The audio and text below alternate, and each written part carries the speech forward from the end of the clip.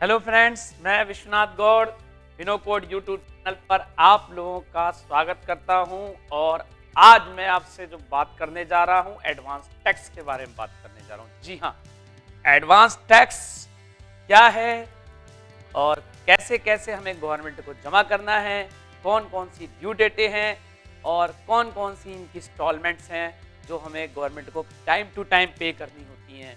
तो चलिए आज हम ज़्यादा बात ना करके एडवांस टैक्स पे आज थोड़ी सी बात करते हैं और समझाने का प्रयास करता हूं कि एडवांस टैक्स है क्या।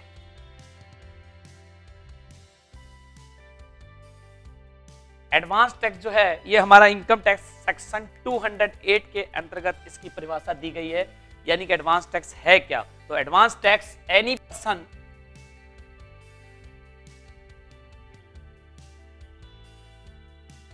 कोई भी व्यक्ति, जी हाँ कोई भी व्यक्ति जिसकी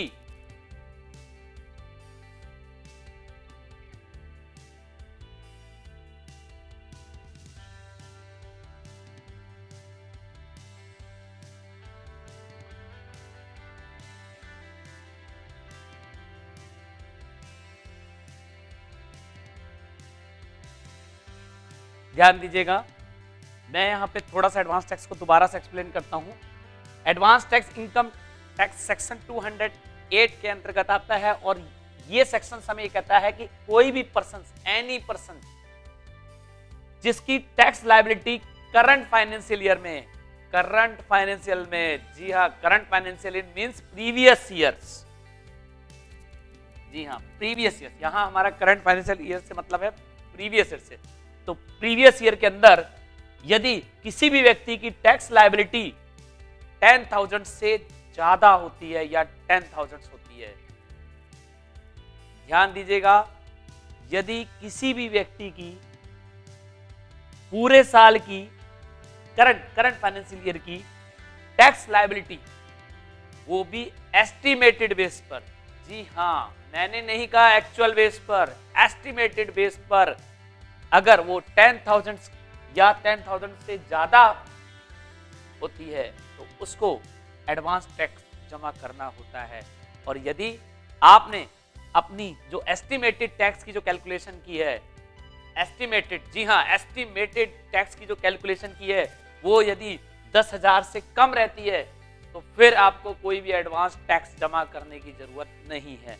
तो यहां पर वो लोग टैक्स की लायबिलिटी के दायरे में आते हैं एडवांस टैक्स की जिनकी एस्टिमेटेड टैक्स कैलकुलेशन जो है वो 10,000 या इससे ऊपर रहती है, वो भी करंट फाइनेंशियल ईयर में यानी कि प्रीवियस ईयर में। लेकिन उसका असेसमेंट ईयर यानी कि जो टैक्स है, जो टैक्स कैलकुलेशन होगा वो असेसमेंट ईयर में होगा, लेकिन वो टैक्स जो हमें जमा करना होगा एडवांस टैक्स के रूप में वो हमें प्रीवियस ईयर का टैक्स प्रीवियस ईयर में एडवांस टैक्स के रूप में जमा करना होगा। जी हाँ, यानी कि उसका टैक्स असेसमेंट तो असेसमेंट ईयर में होगा, लेकिन एडवांस टैक्स जो है हमें प्रीवियस ईयर का जो है यानी कि फाइनेंशियल ईयर का वो उसी प्रीवियस ईयर में जमा कराना होगा। तो यहाँ पे मैंने आपको मोटा मोटा ये समझाने की कोशिश की है कि एडवांस टैक्स है क्या। एनी पर्सन में any individual person, any firm, any hub, कोई भी व्यक्ति जिसकी एस्टिमेटेड यानी कि एस्टिमेटेड बेस पे जो भी उसने टैक्स कैलकुलेशन किया है यदि वो 10,000 से ज्यादा है या 10,000 है तो उसको एडवांस टैक्स प्रीवियस ईयर का उसी प्रीवियस ईयर में जमा कराना होगा इनकम टैक्स 208 के सेक्शन के अंतर्गत। और नेक्स्ट जो हमारी अब बारी आती है कि एडवांस टैक्स देना किस किस रूपों में है। जी हाँ, एडवांस टैक्स हमें किन रूपों में देना है, तो चलिए अब ये भी देखते हैं कि एडवांस टैक्स की इंस्टॉलमेंट क्या रहेगी, उसकी ड्यू डेट क्या रहेगी। तो हम एक छोटे से चार्ट के माध्यम से थोड़ा सा समझने की कोशिश करते हैं।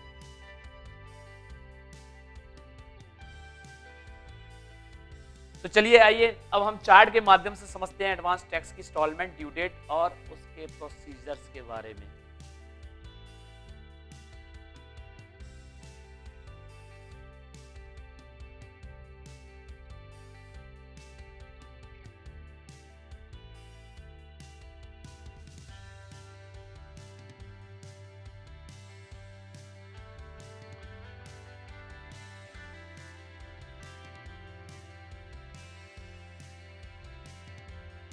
तो यहाँ पे मैंने कुछ चार्ट बनाया है, उसके अंदर मैंने 4 पॉइंट्स मेंशन किए, instalment number, due date for corporate के लिए और नॉन कॉर्पोरेट के लिए। यानी कि रेट जो है यहाँ पे कॉर्पोरेट के केस में कितना है और नॉन कॉर्पोरेट के केस में टैक्स कितना रहेगा। तो सबसे पहले जो हमारी पहली इंस्टॉलमेंट है वो कॉर्पोरेट के केस में जो है हमारी ड्यू डेट जो है वो 15 जून रहेगी। यानी कि जो पहली इंस्टॉलमेंट राशि जाएगी एडवांस टैक्स की कॉर्पोरेट के लिए वो हमारी 15 जून रहेगी। और उस केस में जो है हमारा जो रेट ऑफ टैक्स रहेगा वो रहेगा 15% ऑफ टोटल टैक्स। यानी वो टोटल टैक्स जो हमने एक एस्टिमेटेड बेस पर कैलकुलेट किया है। जी हाँ, हमें नहीं पता कि हमारी पूरी साल में कितनी इनकम होनी है, लेकिन हमने जो एस्टिमेटेड बेस पर जो टैक्स कैलकुलेट किया है उस टोटल टैक्स का 15% हमारी फर्स्ट इंस्टॉलमेंट जाएगी 15 जून तक फॉर कॉर्पोरेट, यानी कि कॉर्पोरेट के केस में। और नॉन कॉर्पोरेट के लिए हमारी पहली इंस्टॉलमेंट नहीं होगी। और इसी प्रकार सेकंड इंस्टॉलमेंट जो जाएगी उसकी जो डेट है वो है 15 सितंबर। और यहाँ पे कॉर्पोरेट के केस में उसकी पहली इंस्टॉलमेंट होगी 40% ऑफ टोटल टैक्स। जी हाँ, यानी कि सेकंड इंस्टॉलमेंट यानी कि 15 सितंबर तक टोटल टैक्स जो एस्टिमेट कैलकुलेट किया है उसका 45% एडवांस टैक्स के रूप में जमा हो जाना चाहिए। और नॉन कॉर्पोरेट के केस में 30% ऑफ टोटल टैक्स। इसी प्रकार जो हमारी थर्ड इंस्टॉलमेंट है उसकी जो डेट है 15 दिसंबर। 75% of total tax in case corporate and non corporate के केस में 60% of total tax. And fourth 15 March 100% of total tax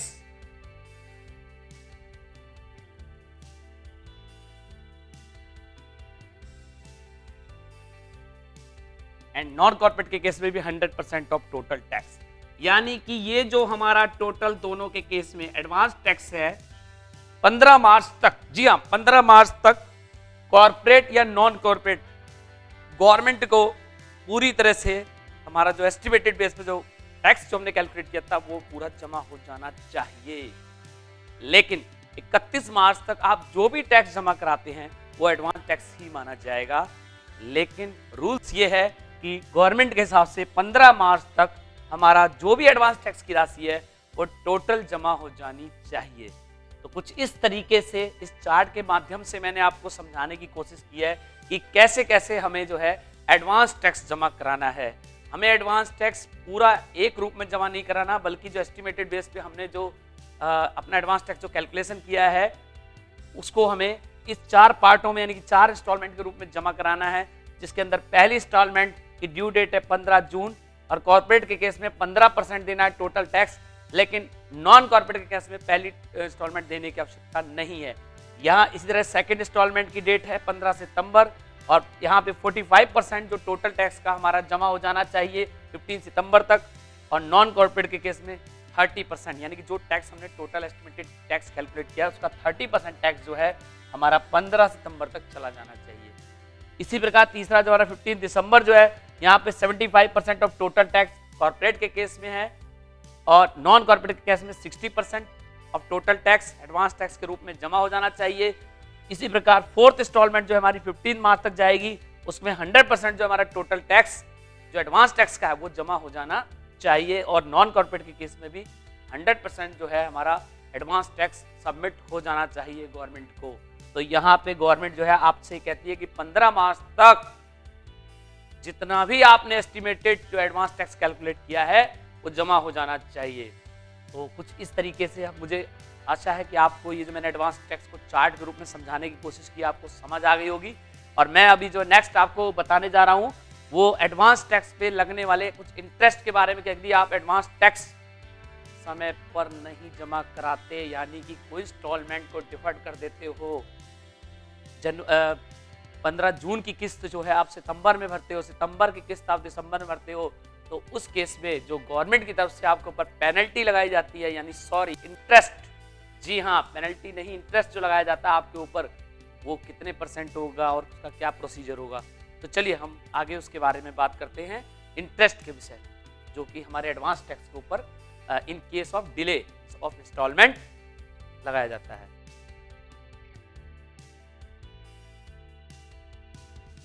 आइए अब हम इंटरेस्ट के बारे में बात करते हैं जो एडवांस टैक्स डिले करने के केस में लगता है।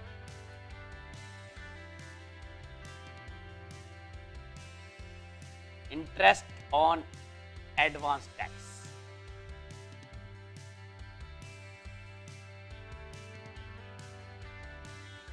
Under section 234C and 234B।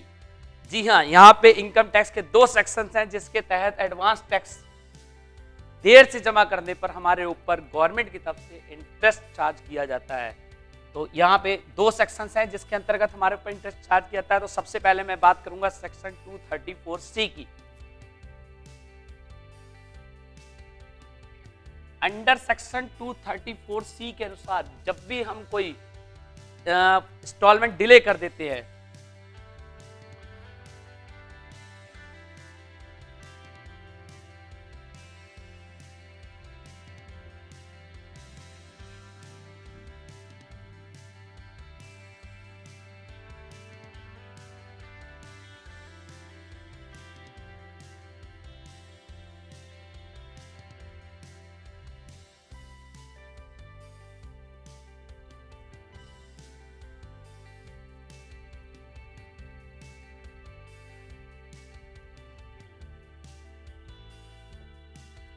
यहां पे मैंने लिखा है कि अंडर सेक्शन 234C ये कहता है कि in case of delay the instalment of any advance tax then 1% interest will be charge. यानी कि यदि आप कोई भी इंस्टॉलमेंट डिफर्ड करते हैं, सितंबर की इंस्टॉलमेंट आप दिसंबर में जमा करते हैं, दिसंबर की इंस्टॉलमेंट आप मार्च में जमा करते हैं, यानी कि यदि आप कोई भी इंस्टॉलमेंट डिले करते हैं तो उस केस में आपके ऊपर 1% के हिसाब से इंटरेस्ट चार्ज होता है, वो भी फॉर 3 मंथ्स के। जी हाँ, यानी कि अगर आपने 15 जून की इंस्टॉलमेंट 15 सितंबर को दी है तो उस दौरान जो 3 महीने का पीरियड है उस पर 1% के हिसाब से आपके ऊपर एडवांस टैक्स की राशि के ऊपर 1% का इंटरेस्ट भी चार्ज किया जाएगा। और अंडर सेक्शन 234B के अनुसार, जी हाँ, अंडर सेक्शन 234B ये कहता है कि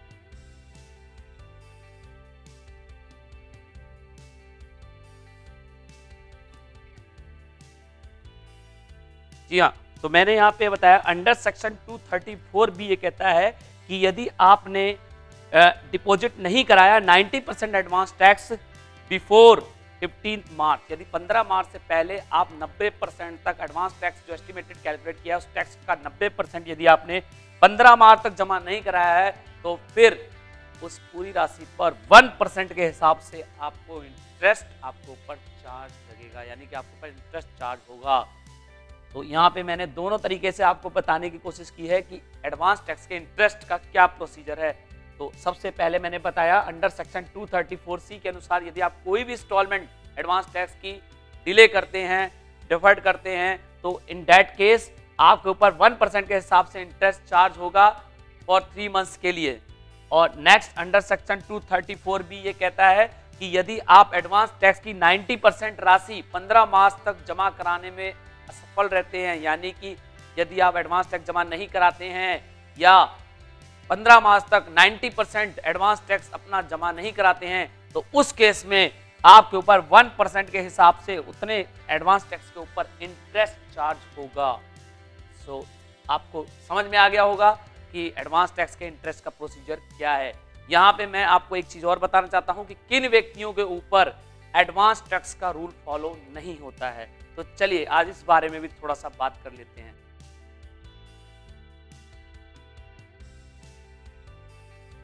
आइए चलिए अब हम बात करते हैं कि एडवांस टैक्स किन लोगों को जमा नहीं कराना है। तो ऐसे 3 कंडीशन हैं कि एडवांस टैक्स आपको नहीं जमा कराना है।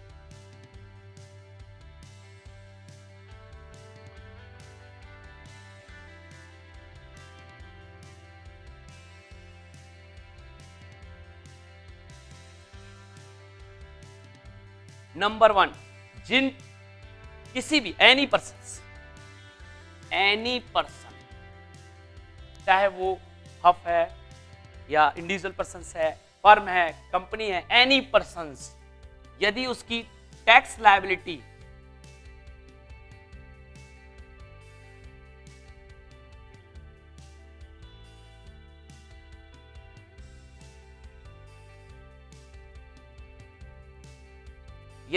टैक्स लायबिलिटी 10,000 से कम रहती है तो उसे एडवांस टैक्स जमा कराने की जरूरत नहीं है, जैसा कि मैंने अभी आपको पिछले लेक्चर में बताया।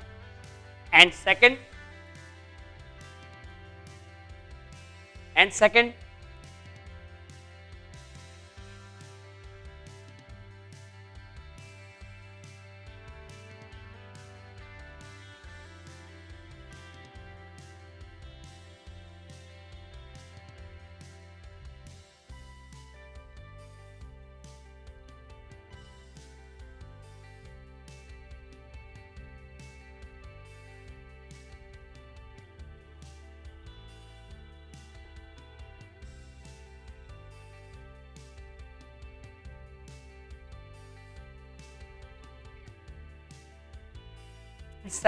वो व्यक्ति, ऐसा कोई भी व्यक्ति जिसकी एज 60 साल से ऊपर है लेकिन उसकी टोटल इनकम में पीजीबीपी की इनकम शामिल नहीं है, not include the PGBP income, यानी कि profit gain from business and profession income जो है उसमें शामिल नहीं होनी चाहिए। यानी कि ऐसा कोई भी व्यक्ति जो 60 साल से ऊपर का है और उसकी इनकम में जो है पीजीबीपी की इनकम शामिल नहीं है, तो वो व्यक्ति जो है हमारे एडवांस टैक्स के लिए लायबल नहीं है, तो उसको एडवांस टैक्स की राशि जमा कराने की जरूरत नहीं है।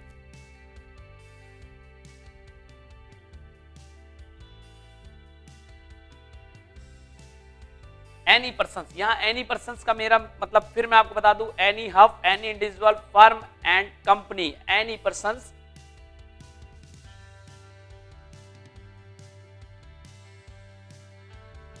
जो सेक्शंस 44 AD को फॉलो करता हो, यानी कि जो अपनी 8% ऑफ टोटल टर्नओवर, यानी कि अपनी टोटल सेल का 8% गवर्नमेंट को शो कर देता हो एंड